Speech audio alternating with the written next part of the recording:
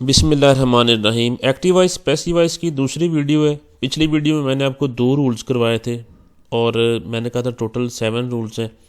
थोड़ा सा उसको मैं ब्रीफली यहाँ पर आप लोगों को रिवाइज़ करवाना चाह रहा हूँ। उसमें मैंने कहा था कुछ बेसिक चेंजेस हैं कि एक्टिव वॉइस के सब्जेक्ट को पैसिव वॉइस का ऑब्जेक्ट बना देना है, एक्टिव वॉइस के ऑब्जेक्ट को पैसिव वॉइस का सब्जेक्ट बना देना है। वर्ब की तीसरी फॉर्म इस्तेमाल करनी है, बाय का इस्तेमाल करना है। इसी तरह आई को मी में, वी को अस में, यू को यू ही रहने देना है, दे को देम में, he him she her who whom में, इस बाय होम में इस्तेमाल आपने कन्वर्ट करना है। अगर पहली फॉर्म आई हो तो इज़ एम आर में, अगर पहली फॉर्म के साथ एस ई एस है फिर भी इज़ एम आर में। एस ई एस कब आएगा? जब पीछे ही शी इट या सिंगुलर होगा। और सिर्फ पहली फॉर्म कब आएगी? जब पीछे आई हुई यू दे या प्लूरल होगा। इसी तरह वर्ब की सेकंड फॉर्म को वाज वर में। यहाँ तक मैंने आपको करवाए थे। तो आज हम आगे बढ़ते हैं। प्रेजेंट कंटिन्यूस में इज़ एम आर आता है, पास्ट कंटिन्यूस में वाज वर आता है। इनको आगे लेके चलते हैं। यानी कि रूल नंबर आज मैंने आपको तीसरा करवाना है, रूल नंबर 3। तो 1 की एग्जांपल्स मैंने करवा दी थी, रूल नंबर 2 की भी करवा दी थी। तीसरा रूल देखें। तीसरे में they are buying this house. They subject है, आर हेल्पिंग वर्ब है, बाइंग वर्ब की फोर्थ फॉर्म है, दिस हाउस ऑब्जेक्ट है। तो ऑब्जेक्ट शुरू में आ जाएगा दिस हाउस। अब हाउस एक है, इस वजह से यहाँ इज़ आ जाएगा। दिस हाउस इज़, आगे बीइंग आएगा, वर्ब की थर्ड फॉर्म बॉट आ जाएगी, बाय देम। तो ये बिल्कुल वैसे ही है। पिछली वीडियो लाजमी देख लीजिएगा, वहाँ से आपको काफ़ी क्लियर हो जाएगा। She was teaching the students. अब ये ऑब्जेक्ट है, स्टूडेंट्स ज़्यादा हैं, स्टूडेंट्स वर होगा। वर फोर्थ फॉर्म आ रही थी तो इस वजह से यहाँ आपने वाज वर के साथ बीइंग भी लगाना है, वर बीइंग। टीच की तीसरी फॉर्म टॉट है, बाय हर हो जाए, शी हर में बदलेगा। The boy is climbing the wall, तो the wall is being climbed by the boy, बिल्कुल सीधा सीधा। Teacher was helping the students, तो the students were being helped by the teacher. Why were they beating the boy. अब ये WH family मैंने कहा था वहीं की वहीं रहती है, बाकी इंट्रोगेटिव हैं तो उनको आपने हेल्पिंग वर्ब को शुरू में लिख देना है। तो Y were they beating the boy, तो अब ये बॉय एक है, तो जब इसका पैसिव वॉइस बनाएंगे तो वाई वाज द बॉय, चूँकि बॉय एक है उसका हेल्पिंग वर्ब आपने लगाना है। Why was the boy being beaten by them. इसी तरह why is he mending the chair, तो ये प्रेजेंट कंटिन्यूस का है, तो why is he mending the chair, why वहीं पर आ जाएगा WH फैमिली का। तो चेयर का चूँकि यहाँ पर हेल्पिंग वर्ब आएगा तो वो इज़ ही बनता है, तो why is the chair being mended by him. तो ये रूल नंबर 3 था। आगे रूल नंबर 4 है, हैज़ हैव या हैड हो तो उसके साथ आपने बीन लगाना है। हैज़ हैव प्रेजेंट परफेक्ट में और हैड पास्ट परफेक्ट में आता है, तो ये यहाँ बीन इस्तेमाल करेंगे। दे हैड गेन्ड नथिंग, तो नथिंग ये मैंने सारा इसको तोड़ा हुआ है। सब्जेक्ट क्या है, वर्ब क्या है, ऑब्जेक्ट क्या है, हेल्पिंग वर्ब क्या है। तो फिर ऑब्जेक्ट शुरू में आ जाएगा, nothing had been gained by them. They have bought a house. House अब चूँकि एक है, हाउस के साथ हैज़ आएगा। ये नहीं आपने करना कि ऊपर हैव था तो यहाँ भी हैव लगा देना है। आपने हैज़ हैव जो अब सब्जेक्ट बना है उसके हिसाब से लगाना है। ए हाउस हैज़ बीन होगा bought by them. He had told me to do it, he had told me. अब मी को जैसे मैंने कहा था आई को मी में, मी को आई में, तो फिर ये क्या हो जाएगा, I had been told to do it by him. ये भी हो सकता है, या फिर I had been told by him to do it. Additional part end पे भी आप लिख सकते हैं। They have not done their job, ये नेगेटिव है, तो देयर जॉब हैव, चूँकि ऊपर दे के साथ हैव आया तो यहाँ जॉब है तो यहाँ हैज़ आ जाएगा। Their job has not been done by them. They had not done their home task, ये भी बिल्कुल वैसे ही है। Their home task had not been done by them हो जाएगा, देम यहाँ मिसिंग है, तो their home task had not been done by them.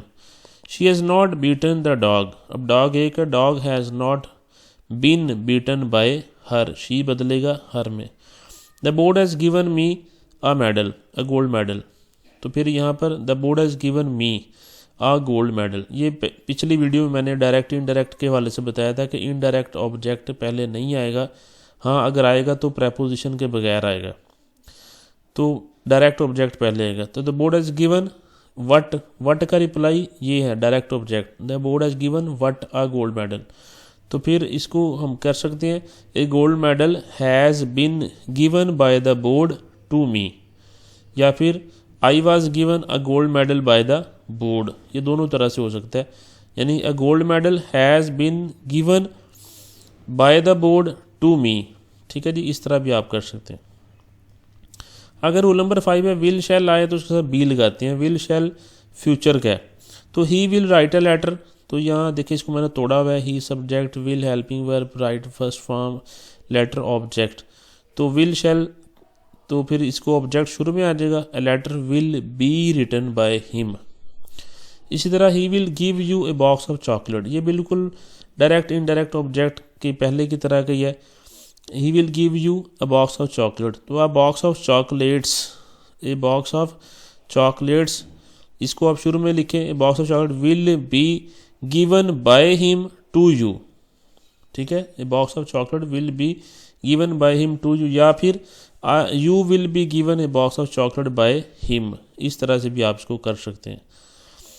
Next second last rule है, रूल नंबर 6, विल शैल के साथ अगर हैव लगा हो, यानी फ्यूचर परफेक्ट हो, तो उसके साथ बीन लगाना है। ये आप यही कॉन्सेप्ट समझ लें कि हैव के साथ आपने बीन लगाना है, हैव के साथ विल हैव जहाँ भी आ जाएगा वहाँ आपने बीन ही लगाना है। We shall have killed the snake, ये मैंने तोड़ा हुआ है, सब्जेक्ट है, ये हेल्पिंग वर्ब है, वर्ब की तीसरी फॉर्म है, आगे ऑब्जेक्ट है। तो फिर स्नेक को हम शुरू में लिखेंगे, the snake will have been, आगे किल्ड बाय अस, वी बदला अस में। We shall have finished our work by March next, we shall have finished our work, यहाँ तक आप सेंटेंस को चेंज करें। Our work will have been finished by us, आगे by March next, ये इजाफी है, ये वहीं का वहीं आ जाएगा। नेक्स्ट लास्ट रूल है इम्पेरेटिव सेंटेंसेस। इम्पेरेटिव कौन से होते हैं? जिसमें हुक्म दिया जाता है। ऐसे सेंटेंसेस में सब्जेक्ट अंडरस्टूड होता है कि यू, आप, सामने वाले बंदे को कहा जा रहा है, तो वहाँ अंडरस्टूड है कि सब्जेक्ट यू ही है। ऐसे सेंटेंसेस का जब हम पैसिव वॉइस बनाएंगे तो उसका ये फार्मूला है कि शुरू में लेटर लगाना है, फिर ऑब्जेक्ट, फिर बी और फिर वर्ब की थर्ड फॉर्म, इसमें बाय वगैरह नहीं आएगा। रिपीट करता हूँ कि लेट आएगा, फिर ऑब्जेक्ट आ जाएगा, फिर बी और फिर वर्ब की थर्ड फॉर्म, ये इसका सारे का सारा इम्पेरेटिव का फार्मूला है। अब देखें यहाँ जैसे पहला लिखा हुआ है open the door, open verb है और क्या ओपन करना है? डोर, तो ये ऑब्जेक्ट है, तो यहाँ वर्ब और ऑब्जेक्ट दिया जाएगा। आपने इस फार्मूले के तहत इसको चेंज करना है। तो अगर मैं इसको यहाँ करूँ तो पहले लेट आ जाएगा, लेट आ गया, फिर ऑब्जेक्ट डोर था, डोर आ गया, फिर आगे बी और वर्ब की तीसरी फॉर्म ओपनड आ गया। इसी तरह दूसरा है राइट ए लेटर, तो let a letter be written, take tea, let tea be taken. तो ये इम्पेरेटिव सेंटेंसेस हैं, ये भी पेपर में एक आता है। जैसे मैंने पिछली वीडियो के स्टार्ट में बताया कि आपको 5 आते हैं, 5 में से एक इम्पेरेटिव भी आता है और एक पैसिव वॉइस बना होता है, आपने उसको एक्टिव वॉइस में कन्वर्ट करना है, बाकी 4 को एक्टिव वॉइस से पैसिव वॉइस में ही कन्वर्ट करना है। तो ये एक्टिव वॉइस पैसिव वॉइस आपके ख़त्म हो गए हैं। अब अगर आप ये सारे के सारे कर लें तो आपके 5 आउट ऑफ 5 ईजिली आ सकते हैं। अगर वीडियो अच्छी लगी है लाइक करें, अपने दोस्तों को शेयर भी करें, और अगर चैनल आपने सब्सक्राइब नहीं किया हुआ आप सब्सक्राइब कर लें ताकि आने वाली इस तरह की वीडियोज़ आपको मिलती रहे। Thank you so much.